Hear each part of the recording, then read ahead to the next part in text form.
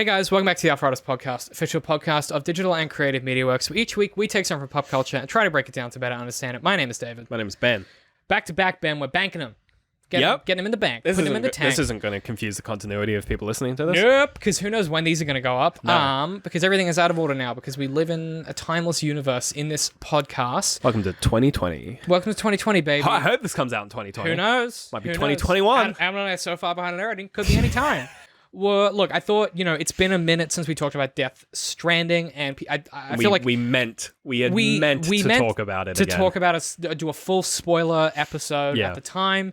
Time got away from us. Just kept coming out. Then we went on bloody media, and then we went on holiday, and we were like, "It's been 4 weeks. We should probably do that." Yeah, before we forget about this goddamn video game. The fun thing about our holiday is no one knows we had one because we're so far behind on editing. Yeah. Yep.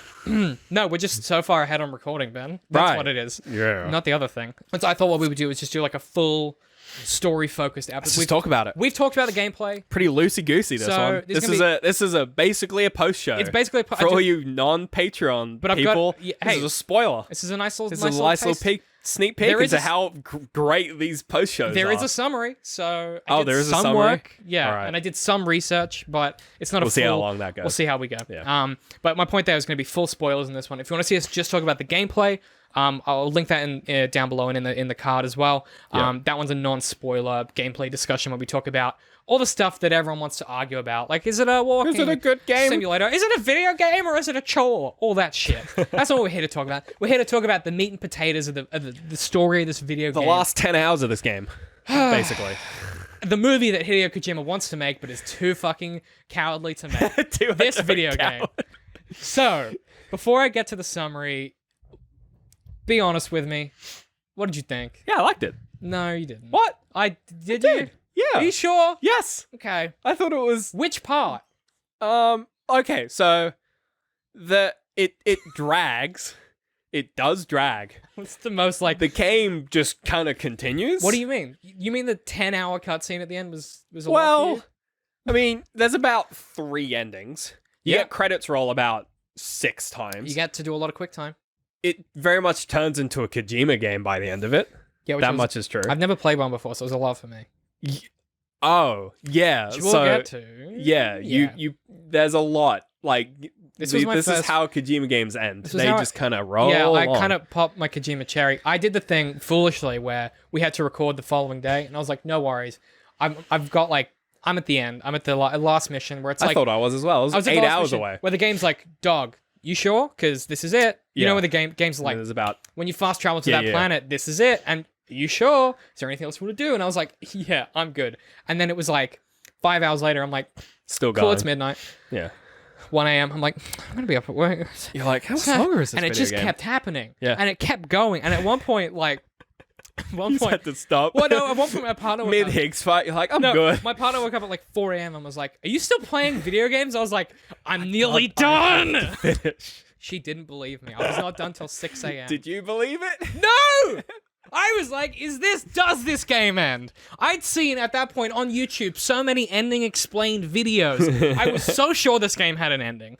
But there was an hour. There was an hour where I was like, I got to the Higgs fight and there was an hour where I was like, maybe this game doesn't end.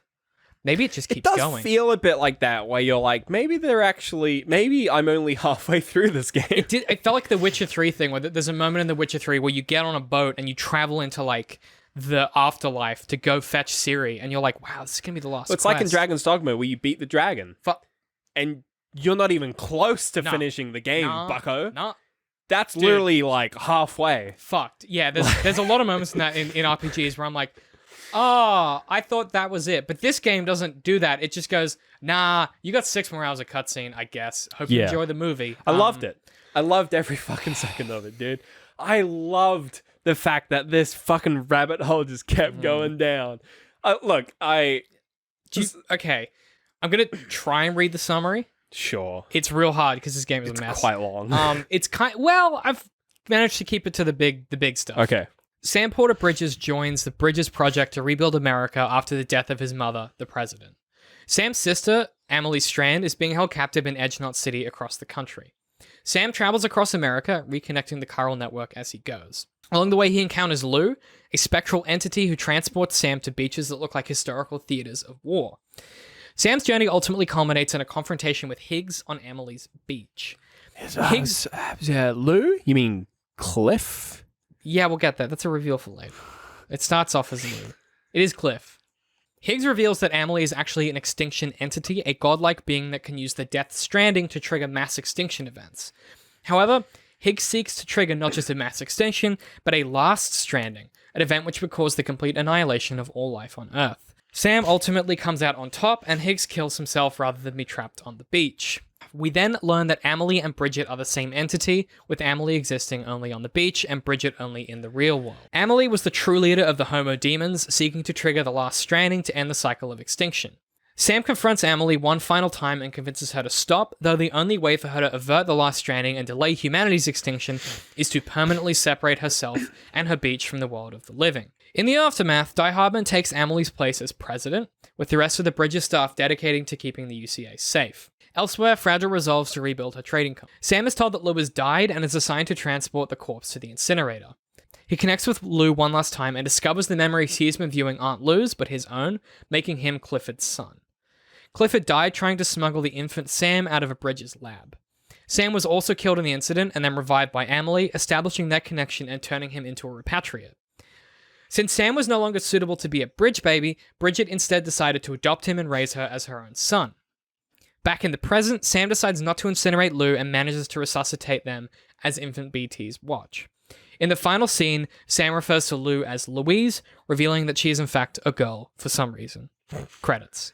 You mentioned that for some reason. So, what this game's story does... Christ, do you know what this is about? Because I need you to explain it to me. Okay, so first things first. The story of this game is quite a departure from previous Kojima games where in a lot of all the Metal Gear games, there's so much like weird obtuse like references and like sort of like crossing timelines and weird little bits of information that like you only really pick up if you're really paying attention and you know like the rest of the lore. And like one big thing was like the ending of Metal Gear Solid 5 is just a complete fucking mindfuck. And a lot of people were like, what the crap? Like it like recontextualizes the entire game series. And like a lot of people were caught way off guard by the MGS5 ending. Okay. What I feel like he was doing in this game was he must have seen all of that stuff and been like, oh, I actually want people to understand what's going on. Because this game beats you over the fucking head with its story. It's a lot. And like on one hand, it's like I can appreciate the fact that like if you don't pick something up, like something that's quite important to the story, like someone else will say the exact same thing 10 seconds later. Like people, like characters will repeat over and over, like even if like they'll give you hints and you'll figure it out, you'll be like, okay, yeah, that makes sense. And then they'll just tell you, you'll be like, yeah, I know. Or you go, yeah, but so?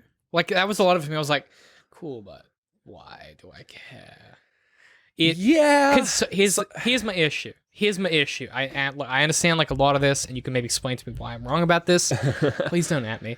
One of my biggest issues with the game, one of the things I struggle with the most is there is no subtext. Everything is text. Yes. Characters say like exactly what they're thinking and feeling at all times. But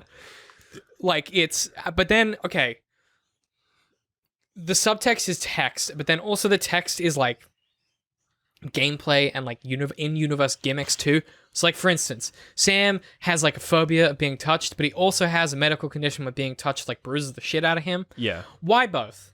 Like what I was expecting was, oh, the bruising thing is just a lie that he's made up so he doesn't have to admit to people he has a phobia of being touched. No, the bruising thing is also real, and then so is him having a phobia of being touched. I mean, like the phobia of being touched is probably because of the bruising thing.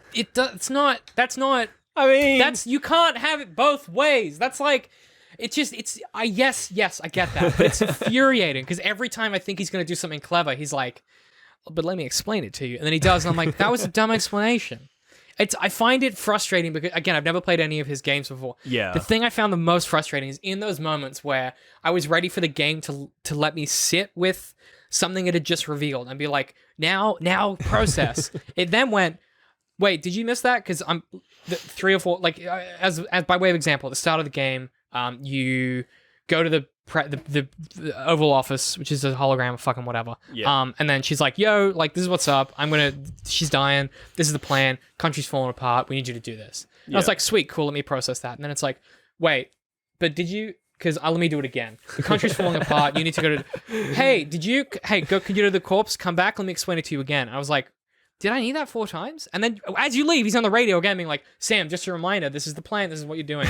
And I was like, yeah. What? Who is this for? Like, so it's literally at the point where if you go on the subreddit for Death Stranding, there's like this running gag where someone will post like an image or something, or there's something related to Death Stranding, and the top comment will always be someone who will like, they'll write an explanation for the post in like Die Hardman's like written voice. And you'll read it, and you'll be like, I'm reading this in Die Hardman's voice. It'll be like, Sam, that's a blah, blah, blah, blah, blah. You can use it to do this. Yes. You should come by and try it out. When you like, it's... I think the characters in this game are like pure caricatures. Yep. What they're caricatures of? Yeah. But... it's definitely a case, and I mean, you know, even like their names, like, you know, every character is it's just a direct description of what they are. There's like 3 characters who have names in this game. I have no problem with that. It's like Sam, Amelie, Bridget. That's about it. Amelie and Bridget are the same character. But they have 2 names. Anyway, but like, I guess, it's a frustration for me because I was going into it expecting... People talk about Kojima's stories like they are this like mystery to be unraveled or whatever. Right. And I was playing it and I was like, I understand everything because he's told me 8 times. I think that is part of it. I think like when people say like it's a mystery to be unraveled, it's not a mystery in the same way that like unraveling the mystery of, here we go again, Annihilation, not the other one, but unraveling the mystery of Annihilation isn't about figuring out what are the aliens and like why is she an alien or blah, blah, blah. It's about it's not a whodunit. Yeah, it's about coming to the realization of just like, you know, the character progression she goes through and like the, you know, the changes, like the physical and sort of like philosophical changes that they go through. Yeah, it has that subtext in it. Yes. The mystery of Kojima games is the text. Like it is like the Metal Gear Solid games, the mystery is there's all these games, they all happen at, like, once you get past, like, MGS 1 and 2, they start happening at different points at time, and you've got characters who are suddenly really old, and you're like, why are they really old? And it's like, oh, because in, like, this second game, it's explained that they age fast, and then, you know, in the second game, you know, the whole, like, when they were, like, advertising the game, they were like, Metal Gear Solid 2, the continuation of Snake's story, and then you don't play as Snake. And everyone's like, what? He plays Raiden the entire game. What? And like Snake erupts halfway through the game. He's like, hey, remember me? You want to play as me, right? And everyone's like, yes. And he's like, too bad, fucko. He literally points to his, like, he has a bandana on that he points to, and he's like, don't worry, I've got infinite ammo. Because in the first game, there was a cheat code that gave you a black bandana that gave you infinite ammo. And they were just like, yeah, it's fine. It's in the game. Kojima games are all about, like, we're presenting this weird world, and it, like, with the Metal Gear Solid games, it's like, we're presenting this weird world, figure it out. Right. And even PT was like that, even though it was a bit more, like, subtexty in the sense, like, a big core of figuring out PT was, like, the puzzles. And it was like, also just... the people who figured out that talking into the microphone, like, saying someone's name into the microphone is, like, how you unlock, like, the secret ending, which isn't actually how you do it. It's really funny. He made this whole video of just, like, this is PT solved, and it was like the wrong answer. And he made another video later where he's just like, I was wrong. Right. Here's the actual answer. So good. But it's like... Yeah, okay, but PT... Okay, by contrast, PT is a small, enclosed space. That game works well because you don't know really what's going on, and you have to piece it all together. I kind of get what you're saying, except if let's go to an alternate reality where Silent Hills came out. So the game that PT was being a teaser for, which was essentially what Death Stranding basically was meant to be. It was like Norman Reedus, Del Toro. It was the same project. Yeah. It was under a Silent Hills name. And that was Konami. Yeah. Before they booted them. Yeah. And you know, the PT, if there was like a PT for Death Stranding, let's say, and it was just like the first, like, not like the start of the game, So it was just like walk from one area to the other, and then like half like as you're going, like BB's just kind of like crying, and you're like, what the fuck is going on? And then like you you walk through a BT area, and one of the big BTs comes and attacks you and drags you off, and like that's the end of the PT. Yeah. People will be like, what does it mean? Like what's it for? Like what's the, you know, like you would almost see the subtext. You would start seeing subtext, and it was just like, oh, the BTs have umbilical cords. That's really clever. I wonder why that is. And it's just like, in Death Stranding just explains it. Like, it just tells you why they have umbilical cords, because it's literally just like, it's the connection between the mother and child and the dead world. It's like, the game world, like, explains it in the same way that, like, I imagine if we had Silent Hills, it would do the same thing. Because the Silent Hills series is quite subtexty, you know, like Pyramid Head, and like it's got a lot of pretty gross stuff in it, which is usually like a reflection on the main character's insecurity and blah blah blah. Like, it's got that kind of thing. Yeah. Whereas in this one, they were just like, you're just a dude in this world. You're literally like, you deliver shit. That's your fucking. Yeah. But then it goes to the such painful lengths to be like, but you are the most important person in the world. Yes. Like but it does. Like, it wants it both ways. That's what I found so frustrating about everything in this story. And I'm trying to get off my high horse because I get that this is like not media that's made for me. Like, I get that. Right. But like, it wants it both ways all the time. It wants to be like, the president's death had meaning. It spurred people into action. Right. But she's the same person as, and then it's like, but then also over here's something else, and she's not that, and then the symbolic of this, and then it's like, whoa, but you're the everyman. You're literally no one, but you're the president's son. Adopted son, it turns out. You're a patriot. Yeah. You also can't die. You keep coming back. And then also you're Clifford's son because he's a spectral entity. And then you're also, and it wasn't, you weren't seeing the kids' flashbacks, you were seeing your own. It's like, and then it's like Louise, and you're like, who? Is my sister? Well, like, what? I thought I was no one, but then you're the most important person on the planet.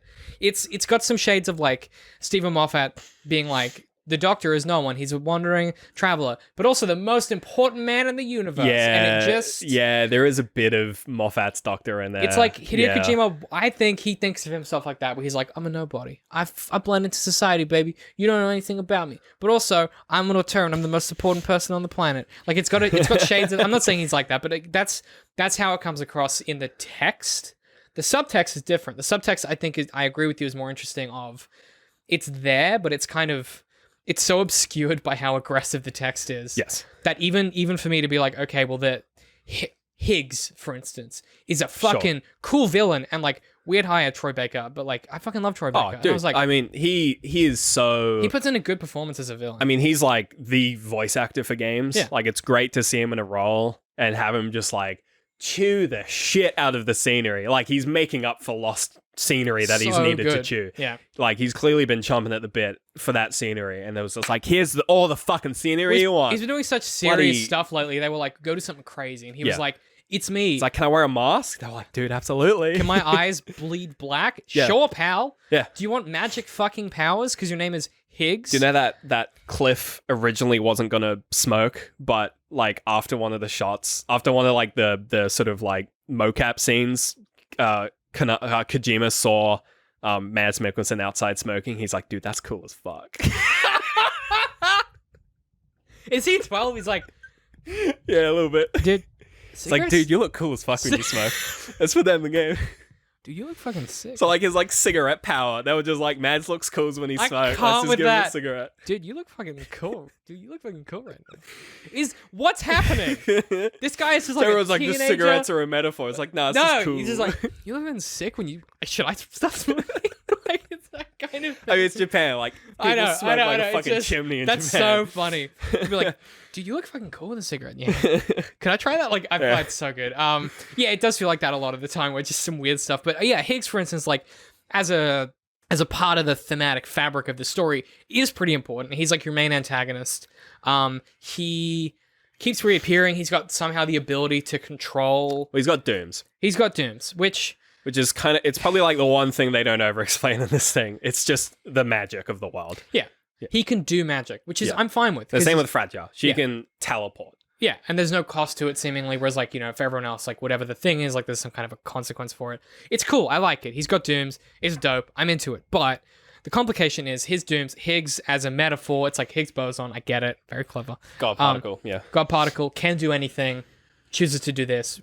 Is the beginning and the end, which I know is the metaphor of the Death Stranding, where it's like death of like ending and then stranding of like connection, because it's like like I get that it's all one thinly veiled metaphor, and it's more of an allegory. I mean, and then like the connection between like you and the other players on your server when you're playing through the game, all of that stuff. Yeah, I mean, the fucking back of the box is literally just like the first entry in the Strands genre, and you're like, what the fuck? Which is just like, it's just Dark Souls but cooler.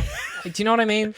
It's that kind of like, I'm gonna start calling it new multiplayer. Like like new multiplayer. Definitely. Like I think we need a like term for that kind of like pseudo cooperative, not really cooperative, like not that kind of like it's not, you don't have a connection, you don't have like, you're not connected to the other players in like a server or like a PvP kind of situation, or a PvE, like, or even like Dark Souls where you do like active co-op. It's that like you have like glimpses of other players, or you have like soft co-op. Yeah. Soft multiplayer. New multiplayer. That's what I'm going to start calling it. We'll go with that. Yeah. But even that stuff, like is the way the gameplay folds into the story is cool. And I'm like, really interesting way to justify it. It just, the increasingly close I got to the end of the story, and maybe it's because it was like 4 a.m. Like, I don't know. Like, yeah, that might have hampered your enjoyment of the ending. I felt like I was losing my mind. Well, I couldn't stop because I was like, I must be close to the end. And then it just kept going. And I don't have a problem with that. I don't like Red Dead Redemption 2 has a similar issue with its ending where you start the last quest and then it just like keeps going and going and going. And then there's an epilogue, and the epilogue is really good. So you don't want to put the controller down, but you're like, it's 5 a.m. But then you keep playing it and you're like, this game is really good. And then it's midday the next day and you're like, it feels like that. Well, this game definitely, I think the fact that it keeps going is, I think it's better than if it kind of like stopped and like asked you as the player to figure it out. It does, like me and Laura, because we were pretty much playing through the game together, we likened it to Lord of the Rings. So the ending of Lord of the Rings is just like, it just keeps ending. And when you're in the cinema and you need to pee, you're just like, just end. Oh God, please end. But like when you watch it and you take the films as a whole, you're just like, oh, it's good that they conclude everyone's story, they wrap it up, they don't leave you on like some dumb, and I wonder what our next adventure will be. It's like, no, it's just like they tell you where everyone ends up, and you're like, all right, cool. Yeah, it's closure. And like this game, I feel, does the same thing where it's like, like those, like I think like it's pretty tongue in cheek with like the chapter names, where it's just like you get up to like chapter like 10 and you're like, oh, chapter 10, and it's like it's like literally like the end or something, and there's like a big boss fight and you're like, oh wow, this must be the last chapter, and then it's like, no, there's 5 more. We got a lot.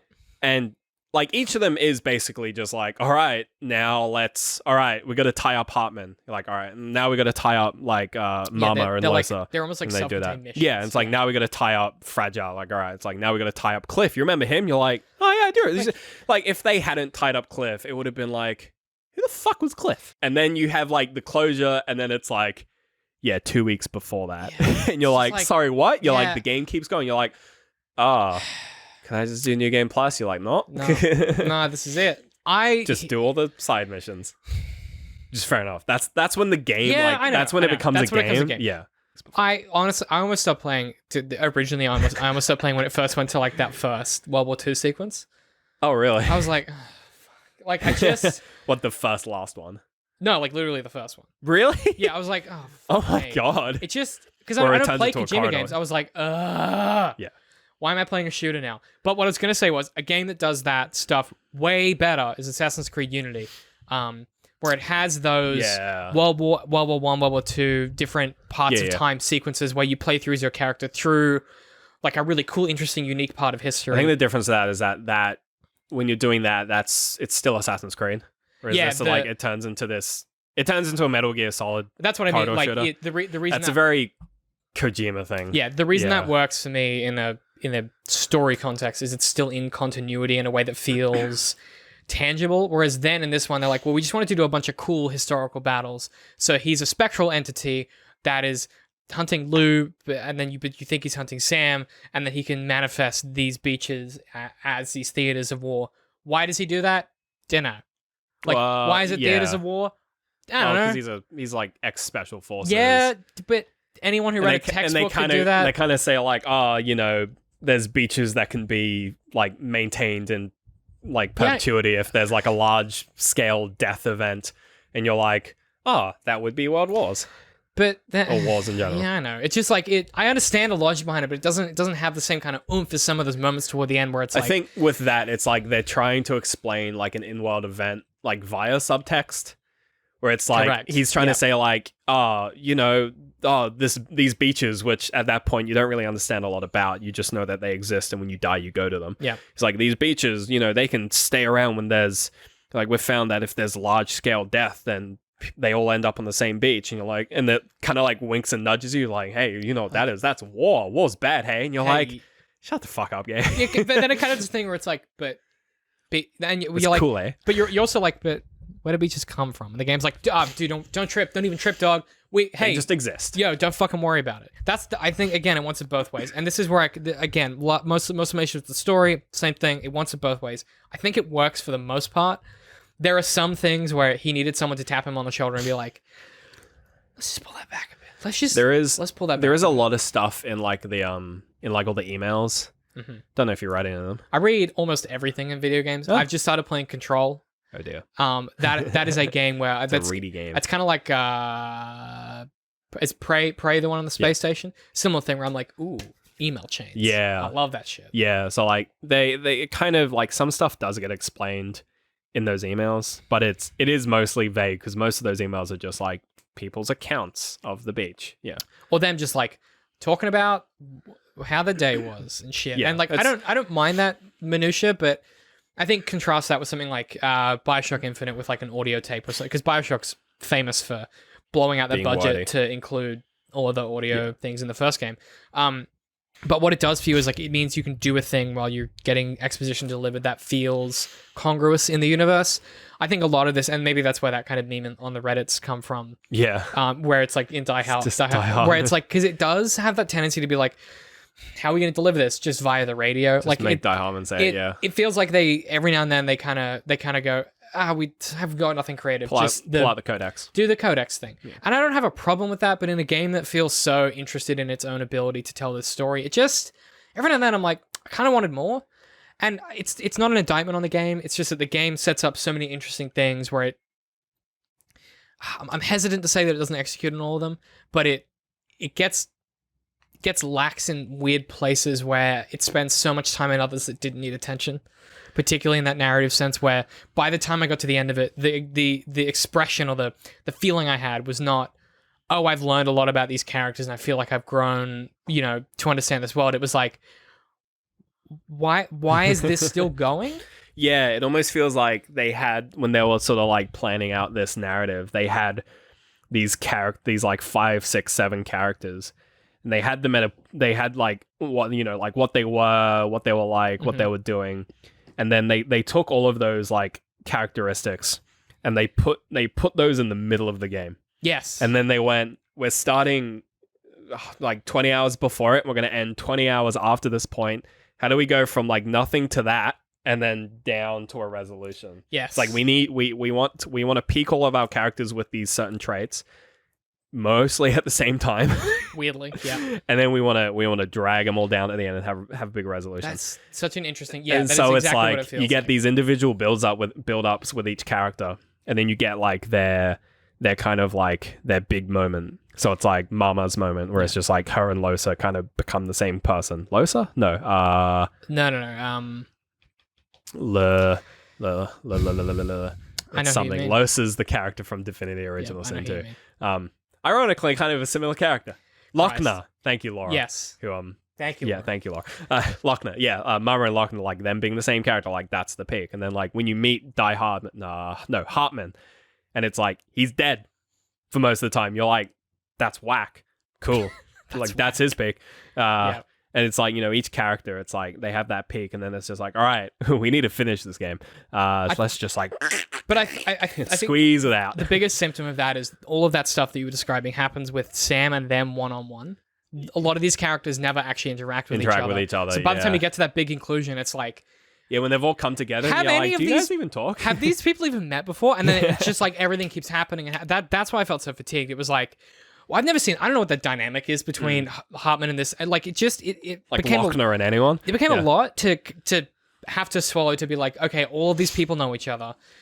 Or do they? How are they going to interact? Oh, it doesn't matter. There's more important things. And now this is happening and that's happening. Oh, now these two people have never met her in the same room. No, it's not an issue. Yeah. Like, it was very weird. It'd be kind of like if you got to the end of the Fellowship of the Ring and that was when all of the Fellowship met finally.